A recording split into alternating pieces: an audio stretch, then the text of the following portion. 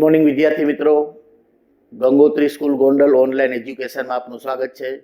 હું ગોસાઈ કેતન.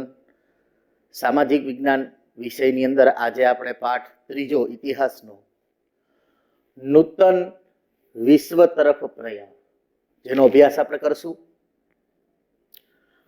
નૂતન વિશ્વ તરફ પ્રયાણ એટલે શું? તો કે પ્રથમ વિશ્વયુદ્ધ પૂરું થઈ ગયું છે. પ્રથમ વિશ્વયુદ્ધ પૂરું થયું એટલે પ્રથમ વિશ્વયુદ્ધ જેવું બીજું વિશ્વયુદ્ધ ન થાય, વિશ્વમાં આવી મહામારી ન થાય એ માટે રાષ્ટ્રસંઘ નામની સંસ્થાની સ્થાપના 10 જાન્યુઆરી 1920 ની અંદર કરવામાં આવી. પરંતુ મહાસત્તાઓ જે છે એની સામ્રાજ્યવાદી લાલસા, ભૂખ અને વેરઝેરની ભાવનાઓને કારણે જે રાષ્ટ્રસંઘ છે એને સફળતા મળી નહીં અને બીજું વિશ્વયુદ્ધ છે તે થયું.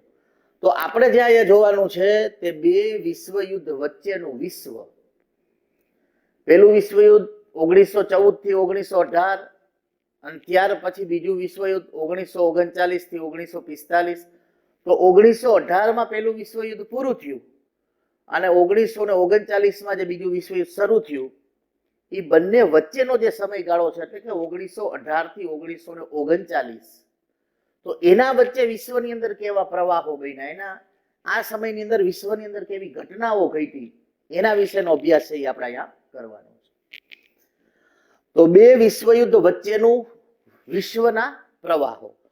તો કે પ્રથમ વિશ્વયુદ્ધ પછી ઘણા દેશોની સરકાર જોવો તો આ સરકારો ઉપરથી ઘણા દેશોની પ્રજાને વિશ્વાસ ઉઠી ગયો.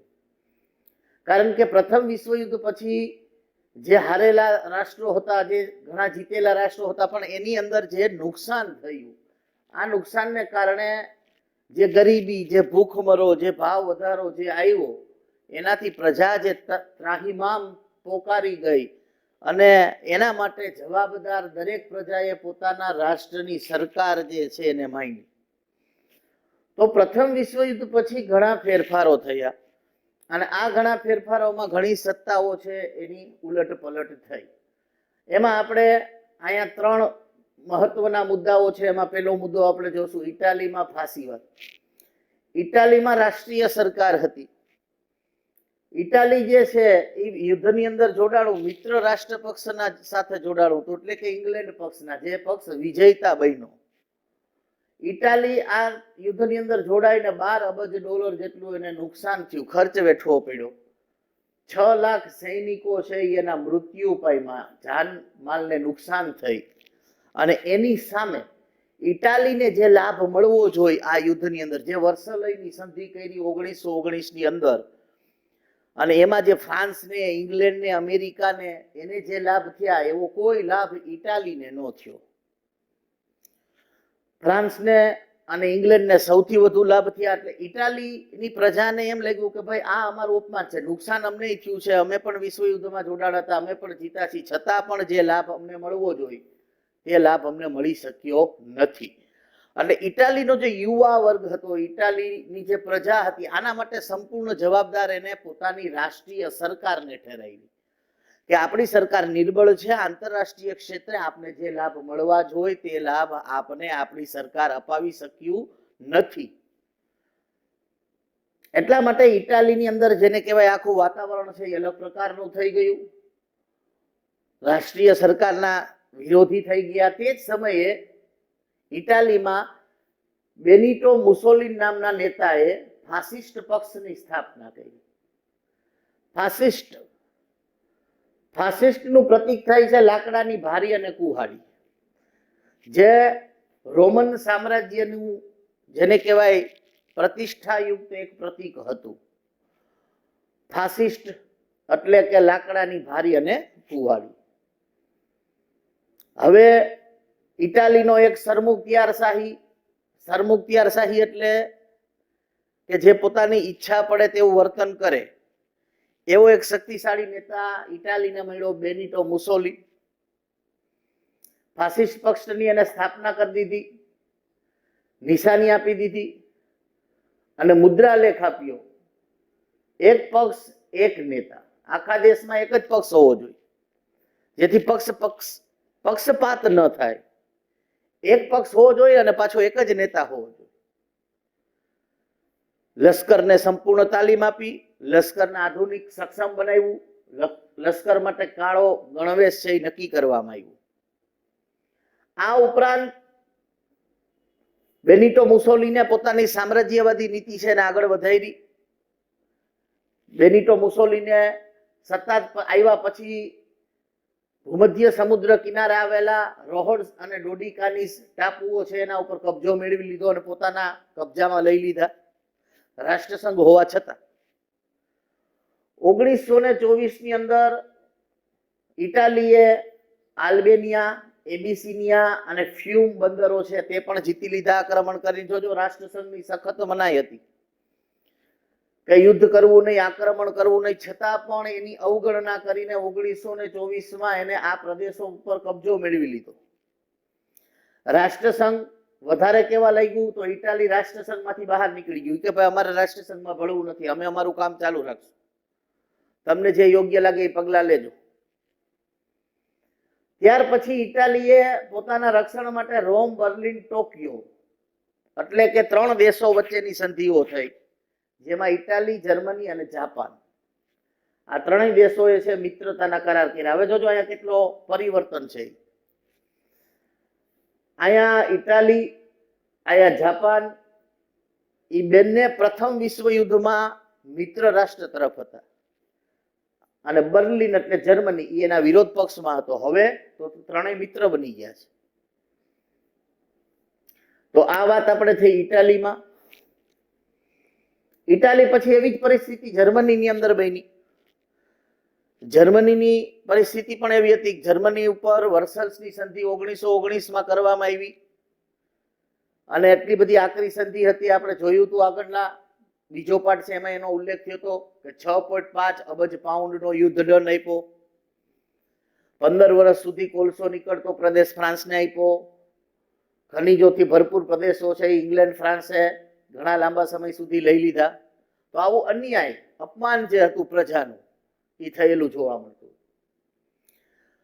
ત્યાર પછી એની અંદર એક ઝળહળતો નેતા એડોલ્ફ હિટલર જે છે એ એડોલ્ફ હિટલરે ખાસ કરીને રાજકારણની અંદર ઝંપલાવ્યું. એવું મનાય છે કે એડોલ્ફ હિટલર પહેલું વિશ્વ યુદ્ધ જ્યારે થયું ને ત્યારે એક સામાન્ય નાવિક હતો લશ્કરની અંદર, પણ રાષ્ટ્રપ્રેમને ધ્યાનમાં રાખીને એની પ્રતિભાને જેને કહેવાય ઝળહળતી, જે રીતે અંધકારમાં પણ પ્રકાશ છે એ થઈ અને ઝળહળી ઉઠે છે તેમ પ્રથમ વિશ્વ યુદ્ધમાં જ્યારે જર્મનીએ હાર માની અને ઓસ્ટ્રિયાએ એને હાર મારી ત્યારે એડોલ્ફ હિટલરને જરાય ગમ્યું નહોતું અને તરત જ બીજું પહેલું વિશ્વ યુદ્ધ પૂરું થયું એટલે એ રાજકીય ક્ષેત્રે રાજકારણમાં ઝંપલાયું. એડોલ્ફ હિટલર સૌ પ્રથમ રાષ્ટ્રીય સમાજવાદી જર્મન કામદાર પક્ષ જે નાઝી પક્ષ તરીકે ઓળખાતો હતો એમાં 1919માં જોડાયા. આ પક્ષ એવો હતો કે જે રાષ્ટ્રવાદ અને સમાજવાદ બેયનો સમન્વય હતો, બેયને માનતા હતા કે રાષ્ટ્રનો વિકાસ થવો જોઈએ, સાથે સાથે સમાજની અંદર સર્વ લોકો છે એ સમાનતાથી રહેવા જોઈએ. એવી વિચારસરણીનો જે પક્ષ હતો એની સાથે જોડાણા, ચૂંટણીઓ પણ લડી, પોતાનો પ્રભાવ પણ વધતો ગયો. જર્મનીના રાષ્ટ્રપતિ હતા હિડનબર્ગનું મૃત્યુ થયું એટલે કોઈ પ્રકારની ચૂંટણી વગર હિટલરે જે રાષ્ટ્રપતિ હતા એનું સત્તા છે એ સંભાળી લીધી પોતાના શક્તિના રૂહે, વગર ચૂંટણી. લોકો એને તારણહાર એટલે ફ્યુહરર તરીકે ઓળખવા માંડ્યા. પ્રભાવ વધતો ગયો. ઉગ્ર સામ્રાજ્યવાદી વિચારો જે છે, રાષ્ટ્રવાદી વિચારો છે એ પ્રજાની અંદર ભર્યા. વર્સલ્સની સંધિને કાગળનું ચીથડું માની અને ફગાવી દીધું. લશ્કરી ક્ષેત્રે જર્મનીને સક્ષમ બનાવવાના પ્રયત્નો કર્યા. સૈનિકોને અઘરામાં અઘરી તાલીમ, ભૂરા રંગનો પોશાક, ખંભા ઉપર લાલ રંગની પટ્ટી અને ત્યાં સ્વસ્તિક જેવું પ્રતીક, આ એની જે આર્મી હતી એની ચિહ્ન, એના પહેરવેશ ને એ બધું. હિટલર એવું માનતો હતો કે ભાઈ જર્મની પ્રજા છે ને શ્રેષ્ઠ છે વિશ્વની અંદર અને એને વિશ્વ ઉપર રાજ કરવા માટે જ આ પ્રજાનો જન્મ થયો છે. એવા કારણોસર જેને કહેવાય હિટલરે જર્મન પ્રજામાં શુદ્ધિકરણની પ્રક્રિયા કરી. આ શુદ્ધિકરણની પ્રક્રિયા બહાના હેઠળ એડોલ્ફ હિટલરે યુરોપિયન યહૂદીઓ, જીપ્સીઓ અને માનસિક વિક્ષેપ એટલે કે માનસિક રીતે જે અસ્થિર વ્યક્તિઓ છે એનું નાશ કરવાનું ચાલુ કર્યું અને લાખોની સંખ્યામાં જેને કહેવાય યુરોપની અંદરથી યહૂદીઓ અને જીપ્સીઓ અને માનસિક અસ્થિર વ્યક્તિઓ જે છે એને મારી નાખવામાં આવ્યા.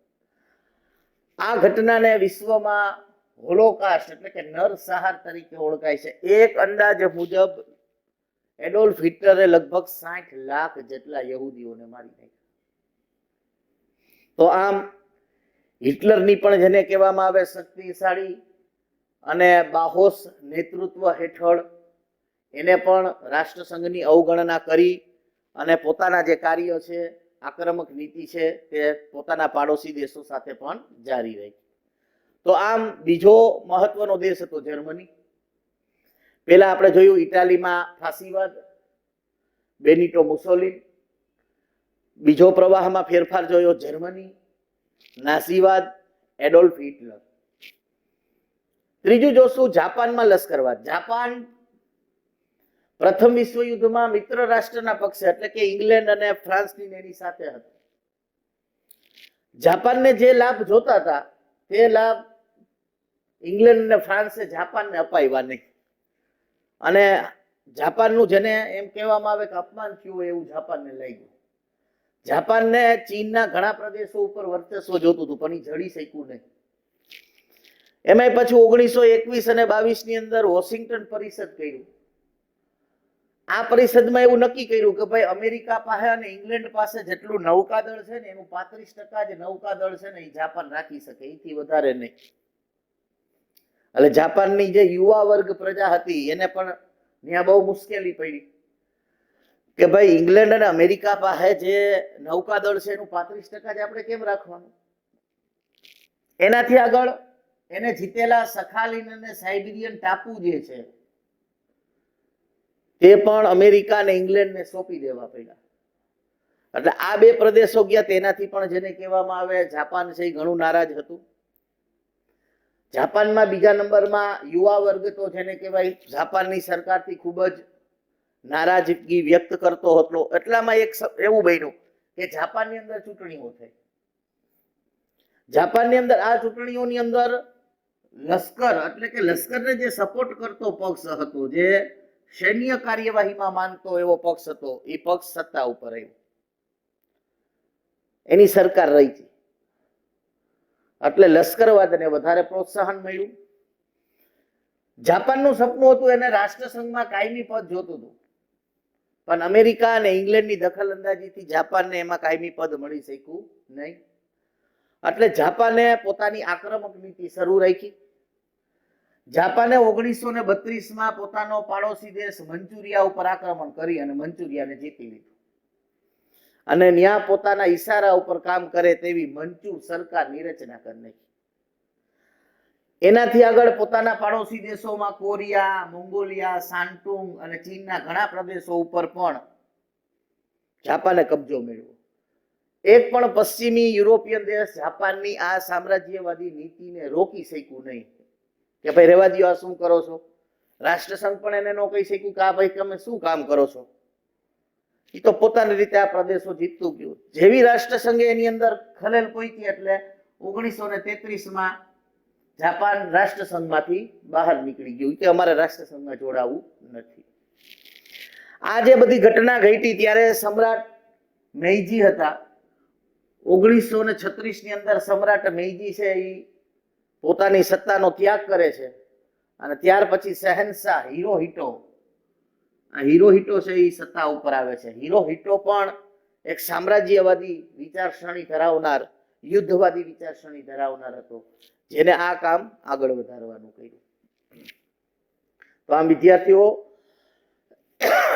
નૂતન વિશ્વ તરફનો આપણો પ્રયાણ, નૂતન વિશ્વ તરફ આપણે પ્રયાણ જે કરી રહ્યા છીએ એની અંદર આપણે બે વિશ્વયુદ્ધ વચ્ચેનું વિશ્વ એનો અભ્યાસ કર્યો, જેની અંદર વિશ્વ સ્તરે જે ફેરફારો થયા એના વિશે આપણે જોયું અને વિશ્વ સ્તરે જે ફેરફારો થયા એની અંદર આપણે જોયું ઇટાલીની અંદર ફાસીવાદ, કે ઇટાલી જે છે એમાં કેવો ફાસીવાદ, કેવા એક પક્ષની સ્થાપના થઈ નવા.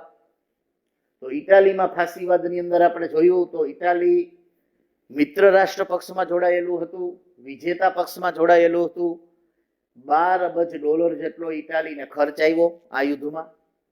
6 લાખ કરતા વધુ સૈનિકો મૃત્યુ પામ્યા. અને જે લાભ ઇટાલીને જોતા હતા તે લાભ એને મળી શક્યા નહીં, એની અવગણના થઈ. સૌથી વધુ લાભ કોને મળ્યા? તો કે ફ્રાન્સ અને ઇંગ્લેન્ડને.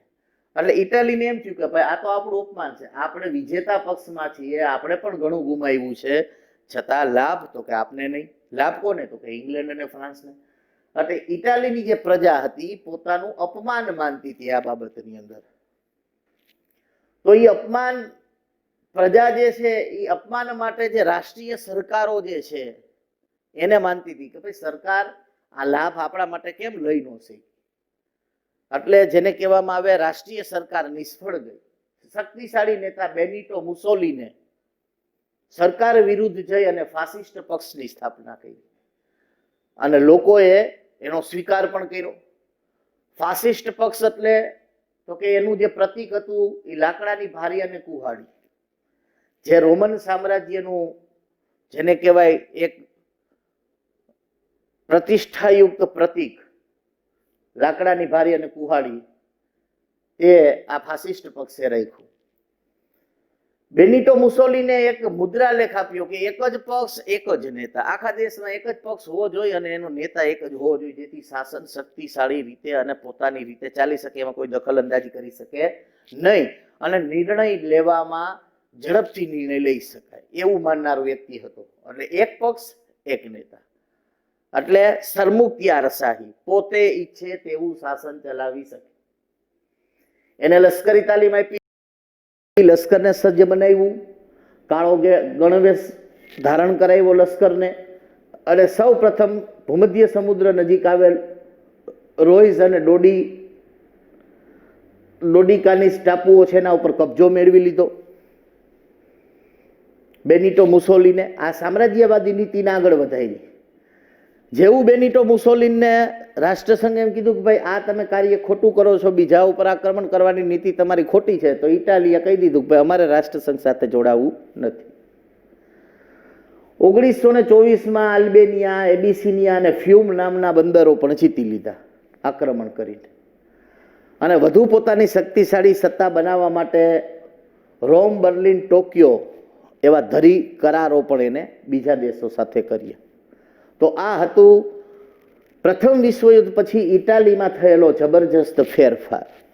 ઇટાલીમાં આવેલું એક નૂતન વિશ્વ તરફનું પ્રયાણ કે જેનાથી ઇટાલીની આખી શાસન પ્રણાલી, લોકોની આખી વિચારસરણી, એમાં જે ચેન્જ, બરોબર, એ આપણે આ ઇટાલીની અંદર જોયો. એવો જ ચેન્જ, એવું જ પરિવર્તન જર્મનીમાં પણ રાષ્ટ્રવાદી સરકાર હતી. એડોલ્ફ હિટલરે રાષ્ટ્રીય સમાજવાદી જર્મન કામદાર પક્ષ 1919માં જોઈન્ટ કર્યો, જેનું નામ હતું નાઝી પક્ષ, જે રાષ્ટ્રવાદ અને સામ્યવાદની સમન્વય વિચારસરણીમાં માનનારો પક્ષ હતો. જર્મનીમાં રાષ્ટ્રીય સરકારના રાષ્ટ્રપતિ હિન્ડનબર્ગ હતા. એ હિન્ડનબર્ગનું અવસાન થયું એટલે રાષ્ટ્રપતિ શાસન, રાષ્ટ્રપતિનું સ્થાન છે એ હિટલર છે એને ધારણ કરી લીધું કોઈ પણ પ્રકારની ચૂંટણી વગર.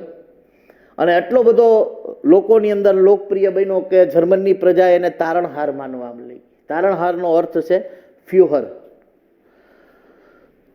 તો હવે સૈનિકને સજ્જ બનાવ્યું, લશ્કરને તાકાતવાળું બનાવ્યું, લશ્કરને સુસજ્જ બનાવ્યું અને સૈનિકોને ભૂરા રંગનો પોશાક પહેરવાનો, ખંભા ઉપર લાલ રંગની પટ્ટી અને સ્વસ્તિક જેવું પ્રતીક, આ એનું પહેરવેશ. હિટલરનું માનવાનું એવું હતું કે ભાઈ જર્મન પ્રજા છે એ જર્મન પ્રજા વિશ્વની સૌથી શક્તિશાળી પ્રજા છે અને એને જ જીવવાનો અધિકાર છે, એટલે આપણે જર્મન પ્રજાનું શુદ્ધિકરણ કરવું પડશે. જર્મન પ્રજાના શુદ્ધિકરણના બહાના હેઠળ એને યુરોપિયન, યહૂદીઓ, જીપ્સીઓ અને માનસિક અસ્થિર વ્યક્તિઓની લાખોની સંખ્યામાં કતલ કરી નાખી, જેને ઇતિહાસમાં હોલોકાસ્ટ એટલે નરસંહાર તરીકે ઓળખાય છે. તો આમ હિટલર પણ જેને કહેવાય સામ્રાજ્યવાદી નીતિમાં માનનાર, ઉગ્ર સામ્રાજ્યવાદી નીતિમાં માનનારો હતો. તે પણ યુદ્ધઘોર માનસ ધરાવનાર વ્યક્તિ હતો. એને પણ જર્મનીની પ્રજાને માત્ર યુદ્ધના જ પાઠો ભણાવ્યા હતા. ત્યાર પછીનો દેશ જેમાં પણ મહત્વનું પરિવર્તન અને ફેરફારો થયા જાપાનમાં લશ્કરવાદ. જાપાનને પણ આમાં ઘણું નુકસાન થયું હતું. જાપાનને જે લાભ જોતા હતા, જે ચીનના પ્રદેશો જોતા હતા, તે મળી શક્યા નહીં. મોટા ભાગનો લાભ ઇંગ્લેન્ડ, અમેરિકા અને ફ્રાન્સ જેવા દેશો લઈ ગયા, જેથી જાપાન પણ પોતે એમાં પોતાનું અપમાન અનુભવતું હતું. વધારામાં 1921-22માં વોશિંગ્ટન પરિષદ ભરાણી. એમાં એવું નક્કી થયું કે ઇંગ્લેન્ડ અને અમેરિકાના નૌકાદળના માત્ર 35% જ નૌકાદળ છે એ જાપાન રાખી શકશે. તે સિવાયનું જે નૌકાદળ છે એને નષ્ટ કરવામાં આવશે. સખાલીન અને સાઇબિરિયન જેવા ટાપુઓ એની પાસે હતા, એ પડાવી લેવામાં આવ્યા. જાપાનમાં ની યુવા વર્ગ પ્રજા છે એ સરકારથી ખૂબ નારાજ હતી અને તે જ સમયે ચૂંટણી આવી. તો ચૂંટણીની અંદર જે લશ્કરી ને સપોર્ટ કરનાર પક્ષ હતો, જે લશ્કરી શક્તિમાં માનનાર પક્ષ હતો, એનો વિજય થયો, એ પક્ષ જીતો. જાપાનનું સપનું હતું એને રાષ્ટ્રસંઘની અંદર કાયમી સભ્યપદ જોતું હતું, પણ અમેરિકા અને ઇંગ્લેન્ડની દખલ અંદાજીથી એને એ સભ્યપદ મળી શક્યું નહીં. જાપાને પોતાની સામ્રાજ્યવાદી નીતિ ચાલુ રાખી. સમ્રાટ મેઇજીનીએ 1932માં પોતાનો પાડોશી દેશ મંચુરિયા ઉપર આક્રમણ કરી અને જીતી લીધું અને ત્યાં મંચુક સરકાર, બરોબર, એની સ્થાપના કરી કે પોતાના વર્ચસ્વ નીચેની સરકાર. ત્યાર પછી કોરિયા, મોંગોલિયા, શાન્ટુંગ અને ચીનના ઘણા પ્રદેશો ઉપર પણ કબજો મેળવી લીધો. પશ્ચિમ યુરોપિયન દેશ એક પણ દેશ જાપાનને આ કાર્યથી રોકી શક્યું નહીં. 1936માં સમ્રાટ મેઇજીનીના સ્થાને શહેનશાહ હિરોહિટોઝ આવ્યા. એ હિરોહિટોઝ પણ જાપાનને આ જ રસ્તે અને સામ્રાજ્યવાદી નીતિની અંદર જ આગળ લઈ ગયા. વધુ પડતી દખલઅંદાજીને કારણે જાપાને રાષ્ટ્રસંઘમાંથી પોતાનો છેડો ફાડી લીધો. તો વિદ્યાર્થીઓ, આમ આપણે આ પાઠની અંદર આ 3 પોઈન્ટ જોયા. ઇટાલીમાં નાઝીવાદ જોયો, ઇટાલીમાં ફાંસીવાદ, જર્મનીમાં નાઝીવાદ અને જાપાનમાં લશ્કરવાદ. Thank you.